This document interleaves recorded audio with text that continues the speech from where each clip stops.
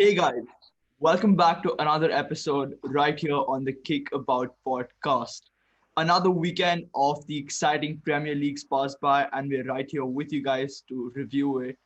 Guys, it's been a pretty long week, honestly, for me. How you guys been? What you guys been up to? What do you make of the football? I mean, it was a As very good weekend, but uh, the marquee fixture last night itself, Tottenham I, yeah, versus Arsenal. that was something else. I Uh, mean, today we do have an Arsenal fan with us right here to review the North London derby.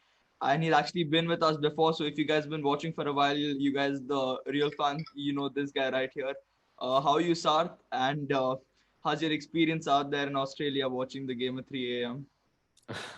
Uh, well, it was a busy night, but it was tiring as well.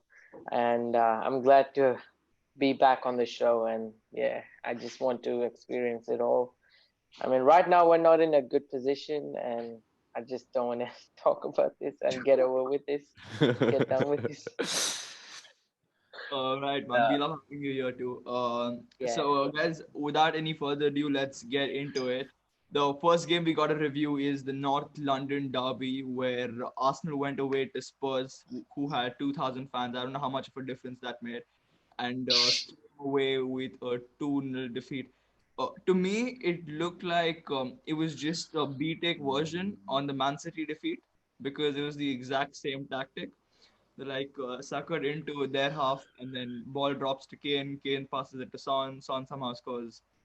But I know Tejas had a lot of things to say about Arsenal, so we'd start off with Tejas in this one. I mean, How but much if I, players do you think Mourinho deserves? Yeah, go ahead. I mean, Mourinho is. I think honestly, at this point, I really want Spurs to win the trophy. They are, I think, well endowed, no doubt at all. They are proper title challengers at this point. I mean, they gave Arsenal a good spanking. Let's just say that it was a very good spanking. Although, even though the second half stats don't really show that, Spurs were on top throughout the whole game because I think second half they played very defensive, and that's just how Mourinho is plays defensive, and he has the lead. Well, So yeah, let's put that to the Arsenal fan out on the show. Despite them parking the bus and then somehow scoring two goals at very wrong moments, also one just before halftime, the second one. Do you think it was a deserved victory for them? Well, I don't think they earned it enough, but it's the first goal was a worldie, and we couldn't do much about it. But the second one we could have definitely done. It was 5v2, and I don't know where our defenders were or our wing backs were. They didn't track back. I don't know what they were doing. It was like the Manchester United game where there was no defense. I don't know, a few weeks back where Man U had no defense and it was just a counter attack. So I think it's the same thing that's happened to us. They've taken their chances and we've not, and that's what's cost us. And we're in a goal drought, to be honest. And I don't know where we're gonna get our goals from if we don't score. We haven't been scoring anything like any good goals. We've had our chances, but we're not taking them. I mean, it's damn easy to get goals in a team. You just have to ask Granit Xhaka. I don't know how he makes a squad every week, but I think Arsenal need to try something new. They probably need to sign another defender and an attacking midfielder, someone who can gel that squad together. Because there's no one who can play Aubameyang and Lacazette those balls. And Yeah. I Xhaka is just think slowing down play and not helping the team at all. no. I mean, no. Lacazette yesterday did get into good positions. Like he finds himself in good positions, but I don't know. I think his finishing may just be a bit off. Uh, Aubameyang, I don't know. Aubameyang, I think there's just not enough support for him at the moment. That's probably why he's struggling. Because I mean, he's pacey, he's quick, but he's not a one-man striker. He needs a team. He needs a well-functioning midfield to support him. And I think that's just Arsenal's biggest problem is that they don't have. Again, it's a lack of creativity. That's what it is. no, I think an interesting fact. So after the game, you expect Mourinho to go all let me hear the crowd, let me march the pitch like he did with Inter after defeating Barcelona. But he comes off after the game and he says Mikel Arteta is a good manager, and Arsenal tried to change their tactics in the second half, build with five instead of four. That's why Spurs gave up on pressing up front because they were leading 2-0, and if they had to go press, then they'd for no reason open gaps in behind.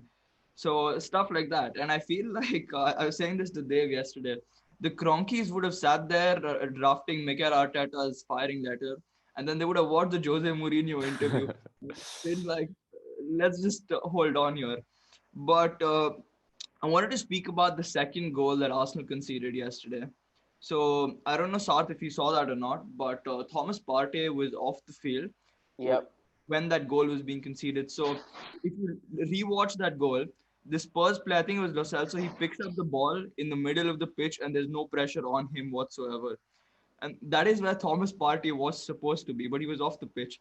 So when Mikel Arteta sees that this man's got the ball and he's running towards their goal, that's Lo Celso, he shoves Thomas Partey back onto the pitch. So Partey is trying to get some treatment out of the touchline. He shoves him onto the field. And then Partey starts running, runs for about a meter, and then limps off. So I think Mikel Arteta just worsened Thomas Partey's injury there. What do you have to say about that, sir? Well, I think he wasn't ready for this game and he wasn't completely fit. And I don't know which Arsenal, I don't know, coach or whatever, the health official said that he was fit to play, and clearly he wasn't. And but he played decent. He didn't play too bad in the first half as well. But we considered 2 goals with him, and I think he has the blame as well on him. And he wasn't there in the second goal, so that was a big change that we needed, that we couldn't afford. Interesting take. I mean, we can deny the table and say it's early days, but the truth is, with 11 It's not. games into the season, that's about a quarter of the season done now. And if Brighton Hove Albion win at Southampton today, that means Arsenal will finish the game week 16th. 16th. Oh. I mean, Arsene Wenger used to finish just fourth, but that was from the top. Now, this is from the bottom. Realistically, the last time you were here on the show, you said Arsenal would finish third, which could still possibly happen. United did it last year. They finished from this relegation scrap to third. But how do you assess the rest of the season now, depending on what you've seen up till now? I think the only way, I think top four is a no again this season. And unfortunately, I didn't want to say that, but I think that's what it's looking like. We've still got a lot to build on, and I don't know.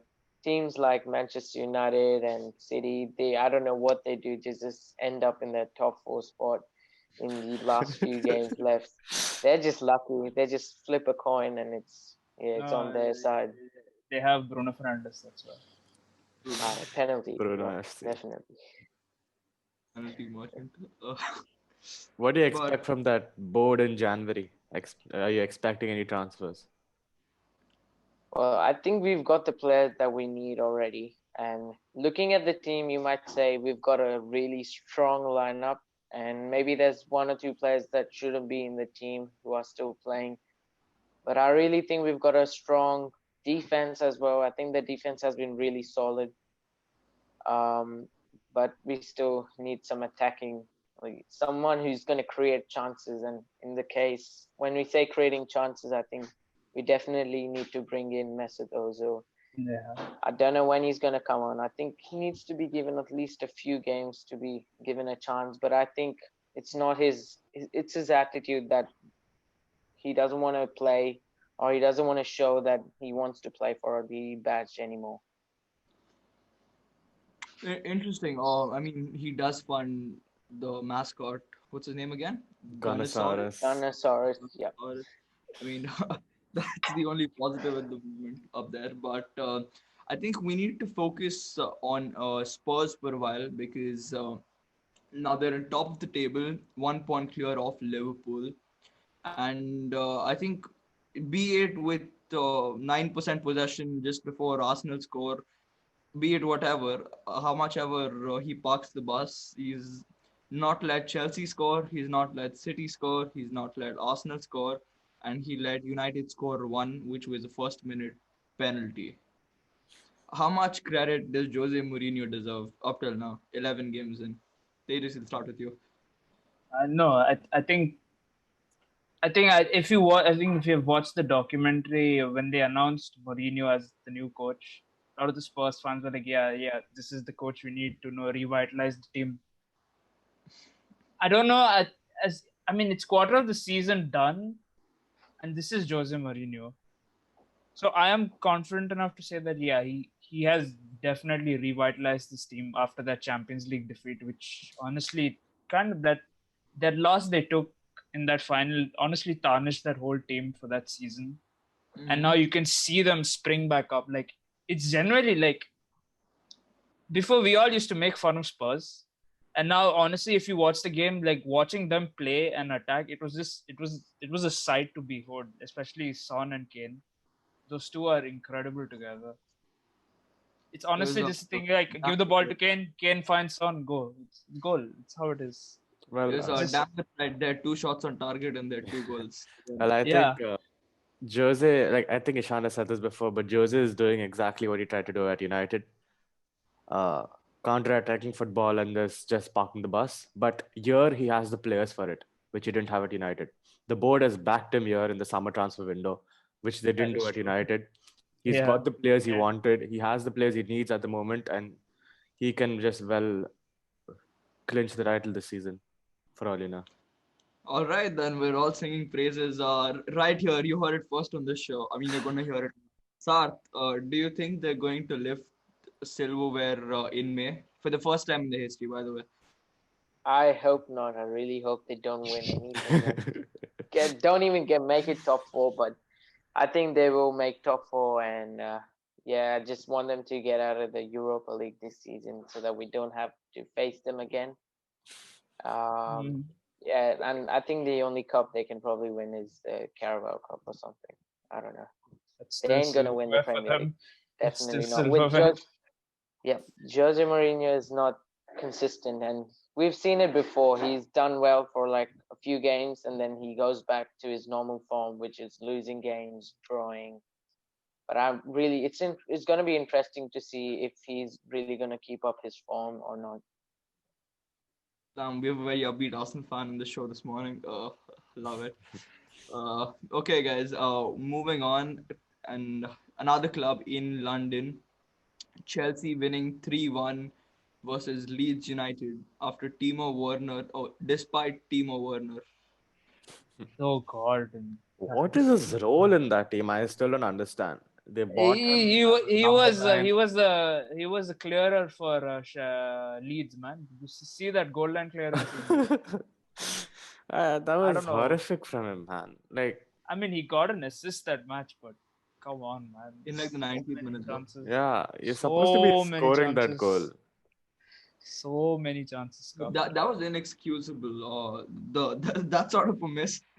I mean, you could probably blow on the ball and it could go over. But I feel like so I said despite Timo Werner, and that is because even with players say who are somewhat out of form, who are injured coming back from injury, Chelsea still found a way to keep their results going.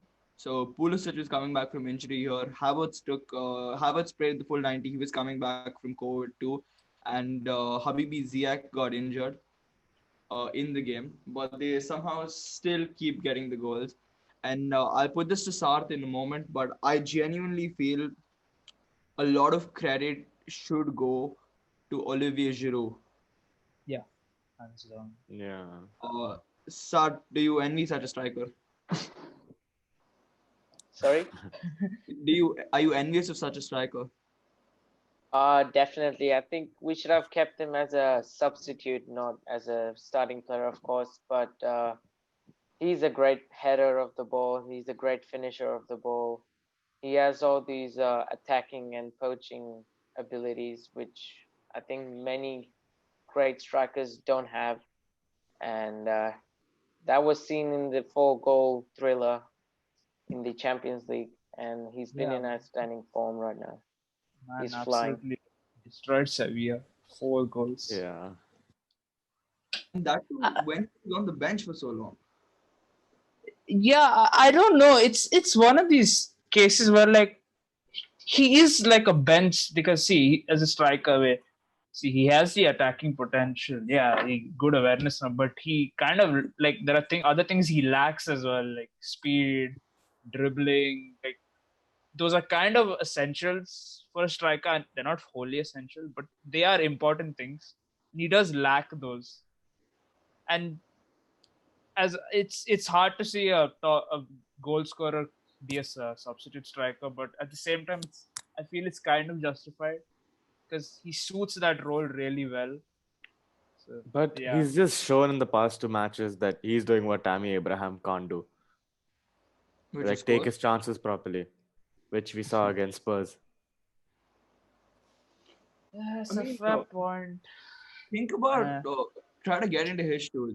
A World Cup winning striker who is behind Tammy Abraham, whose credentials are one season at Derby County or someplace like that. And I mean, it must be hard for him to watch all of these players miss goals from on the field.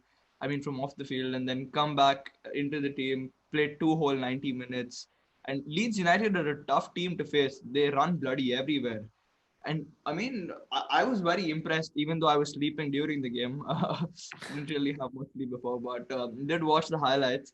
And I was particularly impressed by how Chelsea adapted in that game. They adapted to Leeds pushing them here and there. They started dropping more players to do the build up. And I feel like Frank Lampard is a top manager. hmm, And I feel would like raise a few eyebrows. That could raise a few no, eyebrows. Top I manager. genuinely think he's a top manager. And let me put that to I Sarth. Do you think I he's a think the only top? reason I think the only reason he's top is because his team and the board is backing him up with the players. And if you see, he's about the same age as Mikel, and he's still learning as well. He's not fully developed, and he's still learning a lot. And I think it's the players that have the high top class players that have really got him to that position, and that's what it is about him. No, I mean, I'm not denying what you're saying, but if you go by that logic, then there's a lot of teams who should have been at the very top. PSG spent 400 million on two forwards, and they barely win the Farmers League now. The same way United spent about 150, 200 last summer. And I mean, they did have a lot of shit players too in that they couldn't get rid of all of them. But they didn't really put up performances like these. It's most of the consistency. And this particular season reminds me of what Pep did in 17-18. He broke the bank. He spent all the money the Sheikh had, but then he did win the title that year. And I feel like if Frank Lampard, if Chelsea weren't in the title race come this point, then you could have raised a lot of doubts on Frank Lampard. But because they're out here doing it so consistently, you got to give Lampard the credit he deserves. I Yeah. mean, there are In that still a few. sense, it makes There's sense. But there is yeah, but there are still few dodgy things like playing Werner on the wing. That is incredibly sus. No, who do you But play there then, though? Tejas.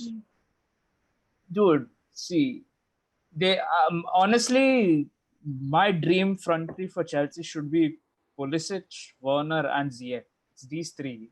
That is a lethal front three. Or if you want to accommodate Giroud, just Giroud central, Werner on the left, if I'm correct. Yeah, left and Ziyech on the right. But now Ziyech is injured. For how long? How long is Ziyech injured for? no Less than clue. a month. Okay, so I doubt it's probably a minor injury, but maybe the what do you say, the Champions League games he probably won't be playing. So we will be seeing a different front three for Chelsea. Hopefully that has Giroud in the starting team because man, 2 games and he has put up 2 very good performances. So inshallah, So, let's see. just before moving on from this game, Dave, are you going to transfer out Habibi Ziyech? I have to. He's injured. I My have to. Yeah. FPL has been shambolic. I remember Yeah. because I thought he's not going to start, and then he comes on at halftime and he scores, and Ziyech just goes off Just in had a 20 look. minutes. I just had a look at the table. And despite your shambolic game week, you're still in the 60s. And if you had that week, you'd probably be in the 90s. Yeah. But it's fine. It's fine.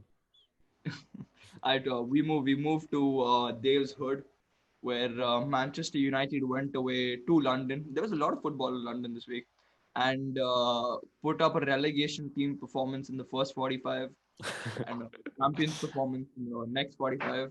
Why are these halves so polar opposites? Such There's polar opposites. only one difference, one man here. It's Bruno Fernandes. I mean, he just gels the team together. I don't know. It's just something about that guy. He creates chances. I think there was a stat. He created 8 chances in the time he came on, and that's the most any person has created in a Premier League match in 45 minutes. He's done it in 45 minutes. Like 40. that's the kind of caliber Bruno Fernandes is, and he doesn't get enough credit for it. I feel they just call him Penandes or a penalty merchant, which doesn't justify. Your team's praising him enough now. We go the roasting part. But No, but I hear you there. Yeah. Go ahead. he definitely, there is something about him that sparks that United team. There is definitely something about him. I don't know what it is, but good for them. They have a player they can rely upon. yeah, Bruno FC. But it will be fun in the unlikely situation where he gets injured. That will definitely be fun to see United play that time. So if he does get injured, United is what you saw of them in the first half. And I remember saying this on the previous edition of the show. I think Sarth would be interested in what I have to say. Arsenal could really do with Bruno Fernandes, brother, father, mother, anything, anybody who's got that DNA at the moment. Yeah, I mean, that's what I told that I think Arsenal need an attacking midfielder, but United in that first half were pretty piss poor. I think West Ham could have made it about 6-0 in that first half if they'd taken their chances. But Sebastian Haller and Pablo Fornals had some pretty piss poor finishing.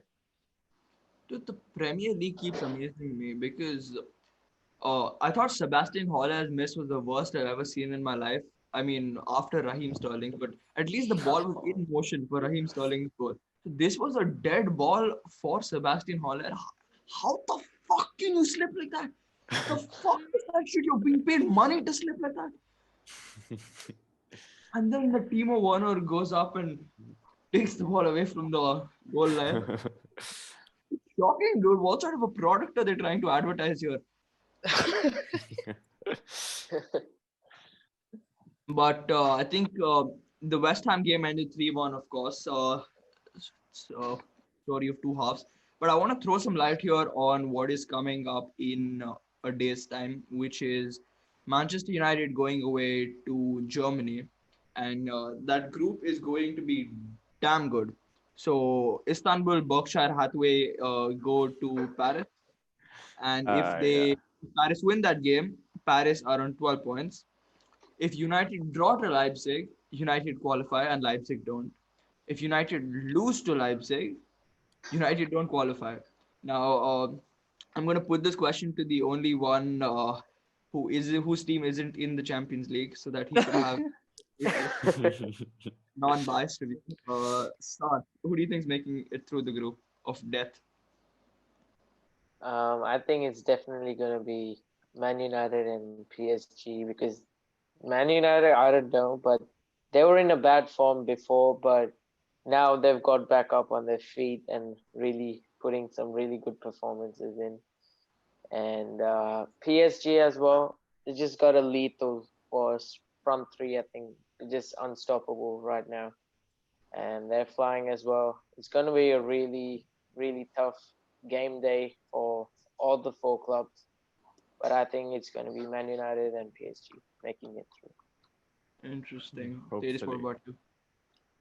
I mean, it would be jokes if United don't qualify, but I think they probably will. I mean, Leipzig could put up a challenge, but United might edge it. They might scrape it through. But I am more than happy to be wrong. See, I'm I putting think there's that out only there. one good possible outcome out of this.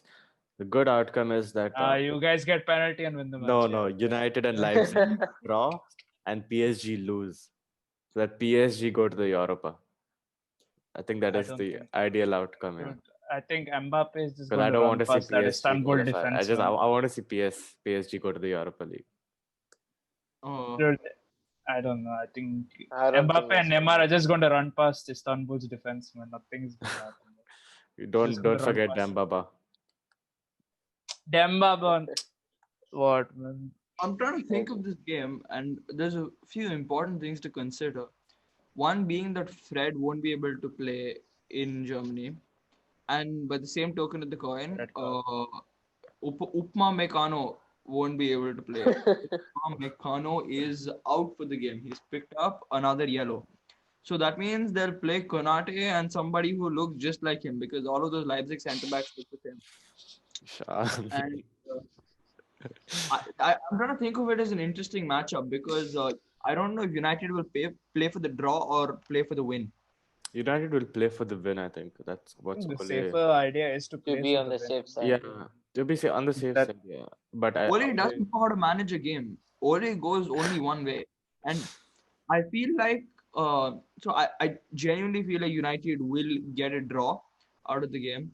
But what I also feel is if Ole keeps pushing for the win, there's a very good chance Leipzig are going to yeah, win that's the the game thing. 2-1, 3-1, something of that sort. That's the thing. Ole is going to push for the win. Hopefully that doesn't cock us. Dude, I just pray that Martial doesn't start. That's it. Just play Cavani over Martial. Cavani has picked up a knock. I don't think Ole is going How to start serious him. is it? How serious It's is it? just a knock, so he'll be ready next game week. So I don't think he's going to start in the UCL, but Martial needs a vacation, I feel. He's been horrible on the pitch. That's what you get for cheating. But okay. Oh, But without much ado, Mason Greenwood should play up front. He played. I think he was the main striker in the West Ham game. 3-1 win against West Ham in the second half, and he had like 4 chances and he scored one of them. So I think Mason Greenwood should play up there if Cavani is out for this match. Right. Uh, Moving on to the other side of Manchester, we'll quickly review this one too. Manchester City at home to some shambolic clubs these days, Burnley and Fulham. And the next game we faced also, I think, some shambolic team. What's it? Yeah, Manchester United. Okay, okay. Dave, we're coming away to the theater of dreams. Do you think you're going to have some nightmares about that? Manchester derby is always, you cannot predict such things. Like You can, but last not season, that I well. thought we're going to lose twice, but we did the double over Man City. I mean, that's just Manchester United. Even the players don't know what's going to happen today. But it's going to be an interesting game. I think Man City are picking up a good run of form. And the only thing I want to say is because we're keeping it brief, we'll speak about City more next weekend. But Pep's being really, I don't know, rational now. He's calling a spade a spade. So he's playing people who put up good performances, not because they've come for a lot of money or stuff like that. So John Stones is playing a lot, and Phil Foden, I probably don't think he'll play this year again. But it'll be an interesting game, and we'll review it in depth next weekend. Another game, pretty exciting news. Sheffield United are favorites to get relegated now because they've lost 2-1 at home to a 90th minute Jamie Vardy winner. Uh, Wait, let me ask Sarth first. Sarth, do you think Sheffield United are getting relegated?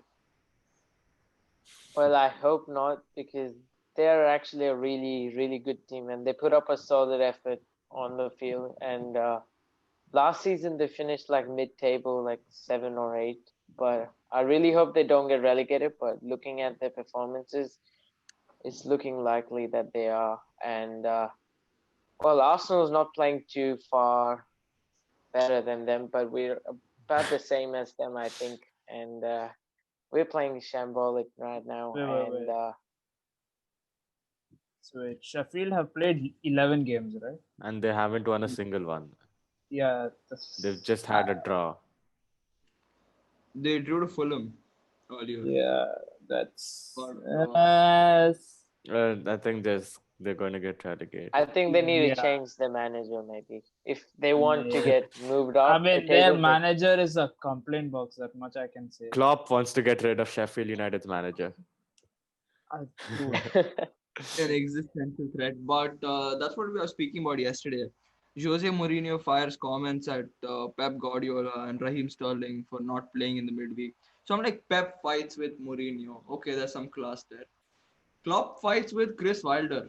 I don't know what the fuck is going on there, but those No, are the. but Chris Wilder's arguments are stupid, man. First he said he doesn't. First he said he doesn't want 5 substitutes. Then I think Klopp jokingly said he'll complain about having fans in the stadium as well. I mean, so this guy's probably a horrible person to deal with if we are to believe everything that Klopp says, which I'm pretty sure everything is true. So yeah, I think they definitely need a managerial change there. A lot of clubs do that. Watford did that 3 times in a season and somehow almost stayed up. But it'll be interesting to see very quickly. They've on Leicester City. Again, 3 points in the bag. In and around the top 6, above United and City at the moment, even with an extra game. All seemed lost here, but all it took was 10 seconds of Jamie Vardy being alive in the field. How do you think they've fared till now? And I know you raised a few eyebrows when I said they'll be top 4 contenders. Changes your opinion one bit? No, I don't think they'll finish top 4 again this season. I think they'll finish about. They're struggling in the Europa League. Yeah. Like a lot. No, They're struggling in the finished Europa. 6th or 7th, but they've been very good up till now. Europa League, I don't see them going that far, to be honest. I really don't think they can. They just drew 3 all. Yeah, but they're struggling. They've drawn with, I don't know what team they played with. Some team that I don't even know. Nah, I think in international European competition, no, I don't think Leicester has they don't have that staying power there. Premier League, maybe not international. Yeah, the squad depth. I mean, dude, that motherfucker Harvey Barnes, man, why didn't he start, man? I put him in my team and he didn't start. You should probably take him out and put. No, I wanted to put Diego Jota the week I replaced when I put Harvey Barnes, but I'm like, okay, no, Salah's back from COVID, he's going to start, and that week Jota scores the goal, and I'm like, oh, sick. I didn't get many points from Jota last night, but I think maybe if you want to reconsider, you could put the likes of Mohamed El Neni or Granit Xhaka. They do give a And speaking of Diego Jota, Liverpool 4-0 whooping of the Portuguese Premier League team. Quite, I mean, I saw the first half and then fell asleep. I saw the second half too. It was just, Wolves getting dominated. I mean, who else? Liverpool. Salah scored 1. That was the first half. Salah scored 1. Jorginho, Wijnaldum. Own goal. Wijnaldum scored 1 own goal. Joel Matip scored a header. Yeah, Matip scored a header from a corner. Somehow Mane's goal's been given his own goal. I genuinely don't know how. But that's where we're at the moment. And fans were back at the COP for Klopp. You see what it is there. But interesting win actually, because you don't really associate 4-0 wins with Liverpool. It's always 1-0, 2-1. Somehow got lucky, penalty, VAR, referee, Salah, Jordan Pickford. But this game was interesting, and I worry for Wolves now because I don't think Wolves are able to get a result. I mean, they did beat Arsenal, but like with the big teams, Sarth's probably gonna kick me out of the show. Okay, staying with Liverpool, 1 point behind Spurs. They're managing without Van Dijk and Gomez. I don't know if you can put Gomez in the same bracket as Van Dijk, but both of them are just out. And they're playing some keeper over Adrian, and I feel like that might go down as the best footballing decision of the decade. I think Liverpool fans were complaining about it that he's not playing Adrian because I think this Kelleher conceded some 11 goals in 2 games or something. Yeah. But he's kept 2 clean sheets now, I think. Clean sheets. Yeah, And one in the Champions League. Yeah, So one in that's the good. Champions League and one in the Premier League. So I think And it's a good decision it's from not Klopp. like, yeah, and it's not like the other team in the Champions League. It's not like he didn't deserve it. He made some really world-class saves. Yeah, I think he deserved it. Even if you watch the highlights, yeah. for Wolves, the first goal they conceded. So Connor Cody is the only Liverpool fan in the Wolves team. Everybody else is Portuguese. They watch that Liga NOS, that Benfica, Sporting Lisbon, Porto, the fucking player. It's like those vegetarian options too. There's paneer, there's mushroom, and then they keep playing. So Connor Cody, I don't know how does your brain tell you to chest the ball when there's somebody running past you, but I think that's the sort of luck Liverpool need, and that's what they always get in bulk. I'm done whining about Liverpool. Fucking I think another disappointing fixture for Everton at least. For The match Tejas, I against think. Burn. for the- Hey, enough! Don't hold me to that. I've rescinded my statement. No, don't hold me to that. But either way, it's still a disappointing result for Ancelotti. Wait, I mean, what is their track record at the moment? I think the one loss to win in the past Leeds. 7 games, I think. Yeah. That is That's poor. true. That is really The poor. one win is 3-2 to Fulham. Yeah. That is poor. I mean, Calvert-Lewin is doing his thing, and he came up with a good equalizer.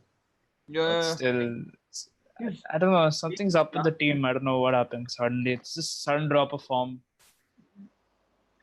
His league Hammers, is damn high, and I feel like he scores a lot of good goals, man. It's not like tap and kind of goals. He's reaching for the ball. His legs are longer than Bissaka's, and that says something. He's a better version of Giroud. Essentially, he really is the better version of Giroud.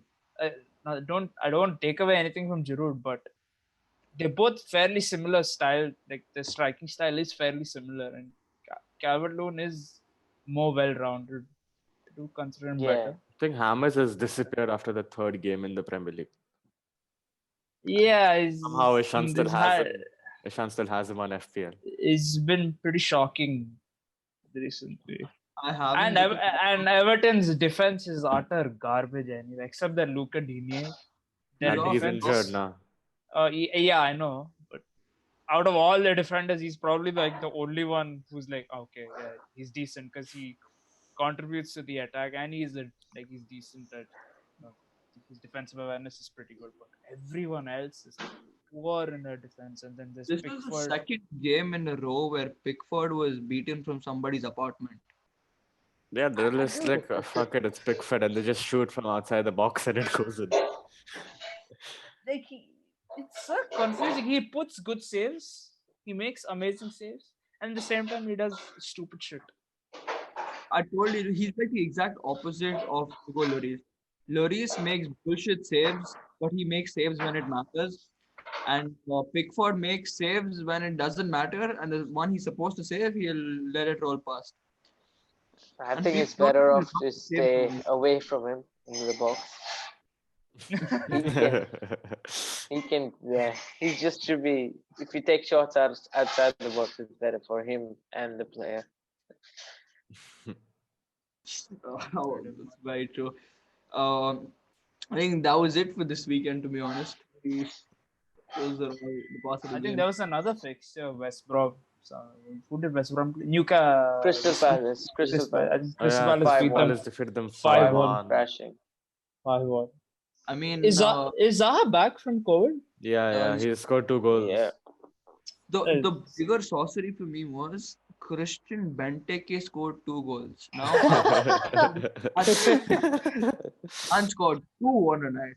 And I feel Benteke is the kind of player who, if he comes to ISL, will be on the bench. No, but I have a bigger question.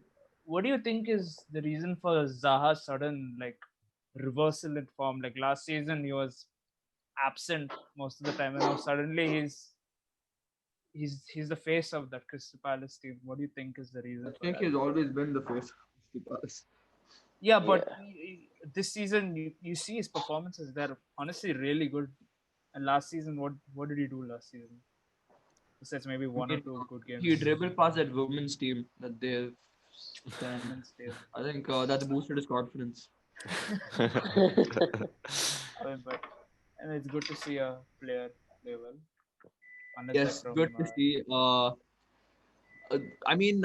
I think this midweek we should do an episode. I know I keep saying it. I've been saying it for the past 3 weeks, but this midweek because the group stage is being rounded off, and then European nights are back only in February, so that's a 2 month break. yeah, And if Barca lose to Juventus, the it show is don't going to be a matter. little bit longer, inevitably, and they just will bring up defeats to that Cadbury team.